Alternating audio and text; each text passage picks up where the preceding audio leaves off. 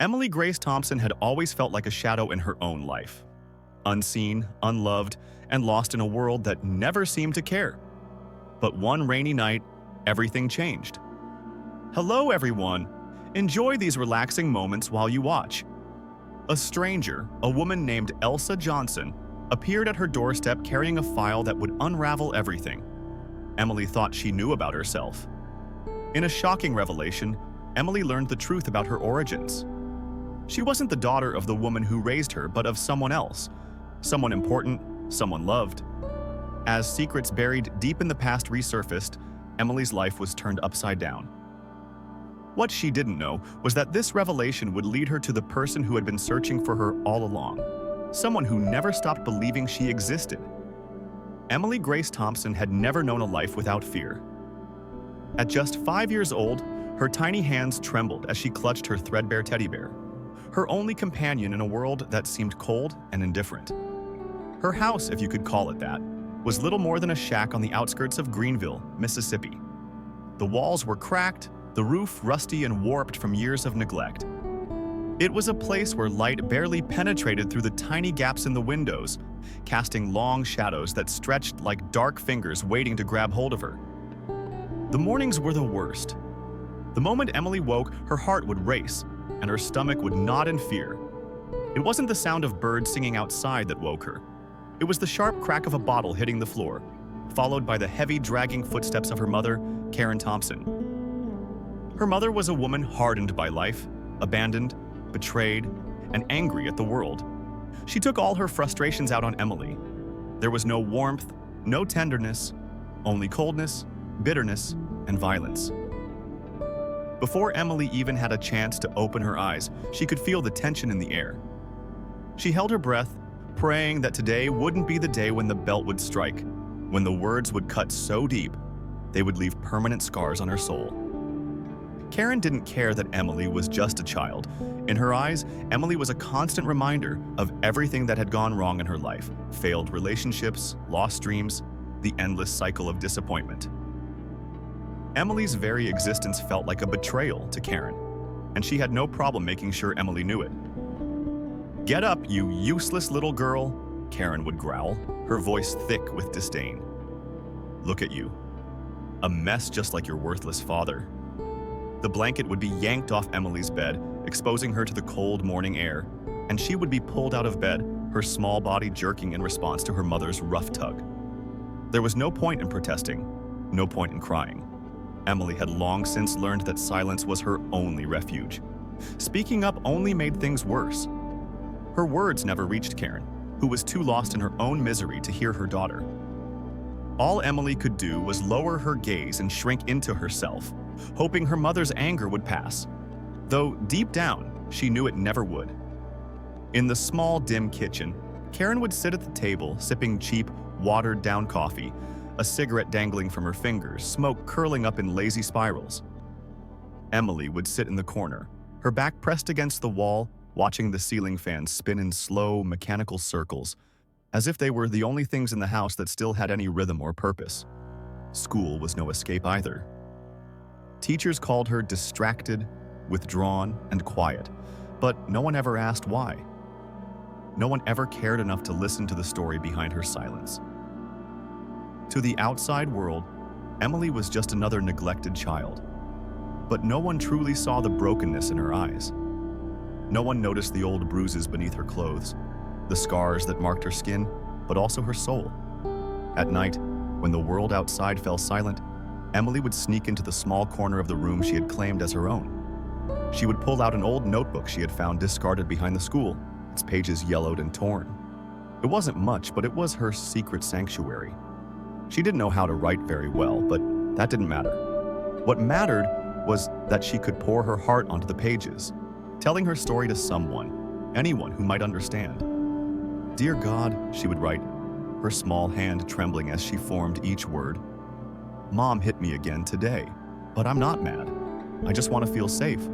I want to know what it's like to have someone hug me the way other moms do. Maybe one day I'll feel it. Please, God, help me."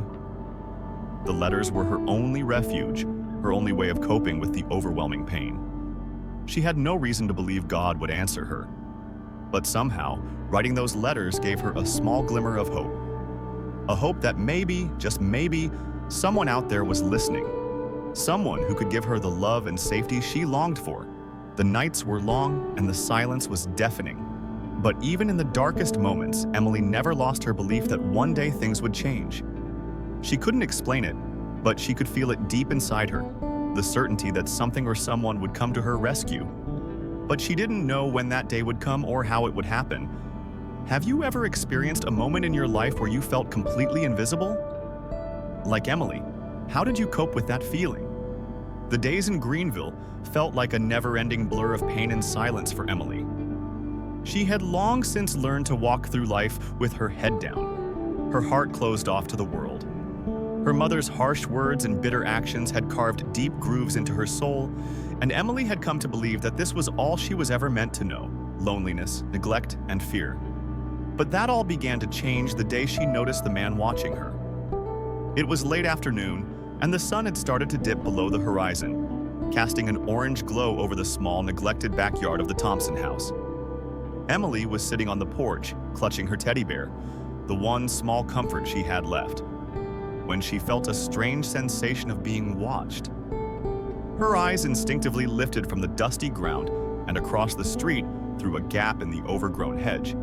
She saw him, Mr. Walter Green. He was old, much older than her mother, and his eyes were heavy with the weight of years that had seen too much pain. But there was something in the way he looked at her, something she couldn't quite place. It wasn't pity, it wasn't judgment. It was as if he could see right through her into the place where her heart had been shattered and left to gather dust. Emily froze, unsure of what to do. For a moment, their eyes locked, and she felt an inexplicable pull. The look in his eyes wasn't one she had seen before. It was soft, gentle, and oddly familiar, like the way she imagined someone might look at their own child if they had the chance to love them.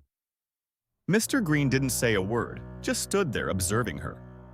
After what seemed like an eternity, he gave a small nod, silently acknowledging the unspoken connection between them, and turned back toward his house. Emily's heart pounded in her chest. For the first time in years, someone had looked at her like she mattered. The next day, as Emily was walking home from school, she spotted Mr. Green again. This time, he was sitting on his porch, a cup of coffee in his hands, staring out over the street. Emily hesitated for a moment. Then, driven by something she couldn't quite explain, she approached. "Hi," she said softly, her voice barely above a whisper. Mr. Green looked up, his worn face softening into a kind smile. "Well, hello there, young lady. How's the day treating you?" Emily didn't know how to answer that. The truth was, her day had been just like every other. Long, lonely, filled with the weight of a life she couldn't escape. But something about the way Mr. Green spoke, with easy warmth in his voice, made her want to open up. For once, she felt like someone might actually care enough to listen. "I'm okay," Emily replied, her voice trailing off. Mr. Green leaned back in his chair, studying her for a moment. "I see. You know, it's not easy, is it?" he said softly. It doesn't always make sense, but sometimes we find people who can make it a little better." Emily's eyes widened in surprise.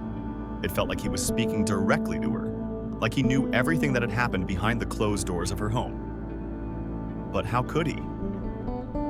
"I've been watching you," Mr. Green continued, his voice gentle but firm. "And I've been wondering if you've ever had someone you could really talk to? Someone who'd listen, truly listen." Emily felt her breath catch in her throat. Could he know?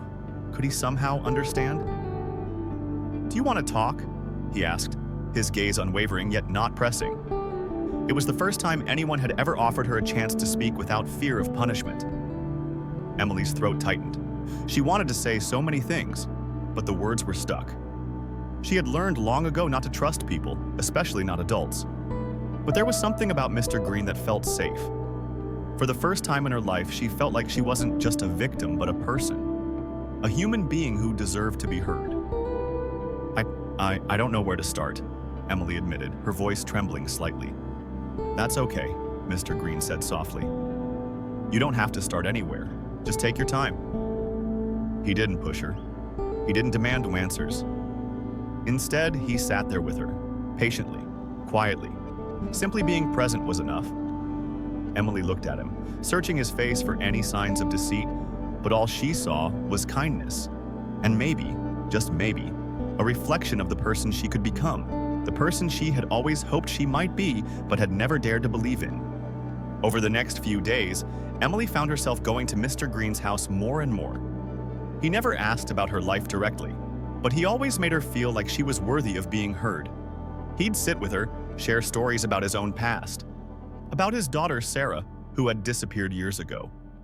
And somehow, the more he spoke about his own loss, the more Emily felt like she could trust him. He wasn't just a lonely old man. He was a person who understood what it meant to be broken, just like her. One afternoon, as they sat in his yard, Mr. Green turned to her with a question that caught her completely off guard. "Do you know what love is, Emily?" he asked, his voice gentle but probing. Emily blinked, not sure how to answer. "Love? I don't know. I've never really felt it." "Not even for yourself?" Mr. Green asked, his eyes steady on hers. She shook her head, tears welling in her eyes. "How can I love myself when all I've ever known is pain?" Mr. Green nodded slowly, his face filled with understanding. "Love isn't something we find easily.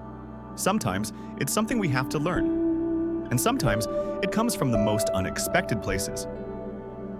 Emily swallowed hard, the tears threatening to spill over.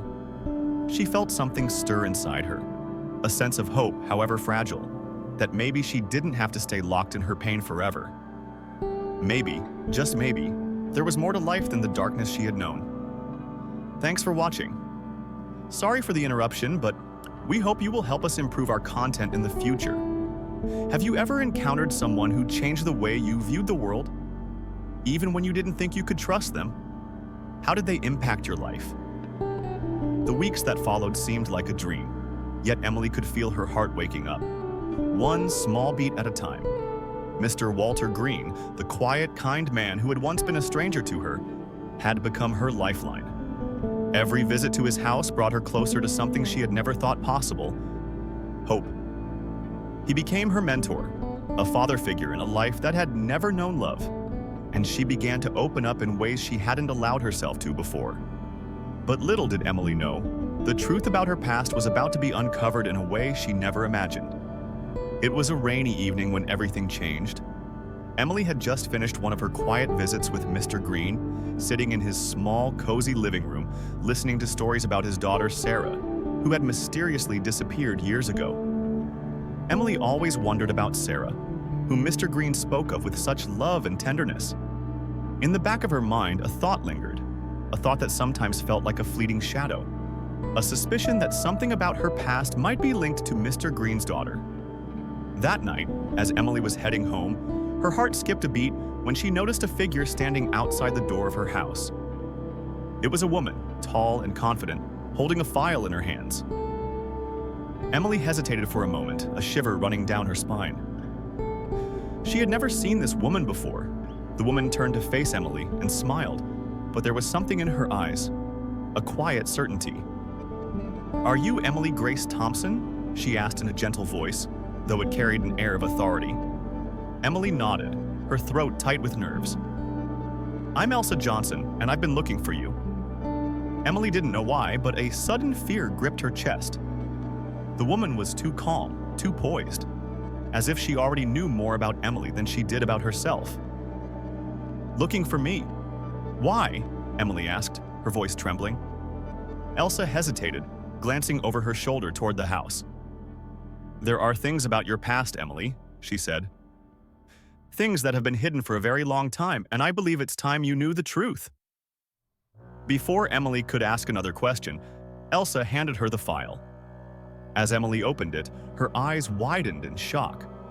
Inside were photographs, old, faded pictures of a woman who looked strikingly familiar. It was Sarah Green. But as Emily's eyes scanned the pages, she realized the connection wasn't just through Mr. Green. The woman in the photos was her mother. "Your name is Emily Grace Green," Elsa continued, her voice steady but full of sorrow. And Sarah Green was your mother." The words hit Emily like a freight train. Her mind raced, but her heart remained frozen in disbelief. She stared at the photograph of the woman who had once been her mother, but there was no recognition, only emptiness. Elsa explained that Sarah had disappeared when Emily was just a baby. The woman who had raised her, Karen, was not her biological mother. Karen had taken Emily from Sarah years ago after Sarah had become pregnant. Emily was the daughter of a woman who had loved her. And yet, Emily had been kept in the dark her whole life. Or the first time, Emily felt the weight of everything she had endured. The years of pain, loneliness, silence, all of it tied to a lie that had been buried deep. But amid the darkness, there was a flicker of something else. Belonging. She wasn't just the unwanted child of a broken woman. She was someone's daughter. She was Sarah Green's daughter. Elsa, seeing the confusion and pain in Emily's eyes, reached out and placed a hand on her shoulder. "I know this is a lot to take in," she said softly, "but you deserve to know the truth. Your grandfather, Mr. Walter Green, has been searching for you for years. He's the one who first saw the signs. He's the one who believed you were his granddaughter." Emily's eyes darted to the house across the street, where Mr. Green's window was still lit. She couldn't comprehend it all, how everything she thought she knew about herself could be turned upside down in a single night. But there was something else, something deep inside her that told her it was real, that the truth had finally come to light. That night, Emily couldn't sleep. She lay in her bed, staring at the ceiling, feeling a mix of emotions flood her heart. She was no longer just a scared, forgotten little girl. She was someone with a history, someone with a past, someone who belonged. The next morning, Emily walked over to Mr. Green's house, the file still clutched in her hands. As she stood in front of his door, she hesitated. She was nervous, unsure of what to say, but she knew she had to face him. He had been her savior, her protector, and now he was a key part of the truth she had been searching for. When Mr. Green opened the door, his expression softened as he saw her standing there, holding the file. Without a word, Emily stepped forward and handed it to him. "Mr. Green," she said, her voice steady but filled with emotion. "I know the truth. I'm Sarah Green's daughter." Mr. Green's eyes widened, and for a moment, he didn't speak. Then, his voice cracked. "You are my granddaughter." Emily nodded, the weight of everything she had just learned sinking in. "I am, and I know you've been looking for me. I know you never gave up on me." Mr. Green stepped forward, his hands trembling, and pulled Emily into a hug. It wasn't the kind of hug Emily had dreamed of for years. There was no warmth, no softness. But it was something else. It was real. And for the first time in her life, Emily felt safe. "I'll never let you go again," Mr. Green whispered in her ear. "You are my family. You always have been." Let me know what you think in the comments. And if you enjoyed this story, we invite you to give it a like and subscribe to our channel. Your support motivates us to keep bringing heartwarming stories almost every day. We are very grateful for your support.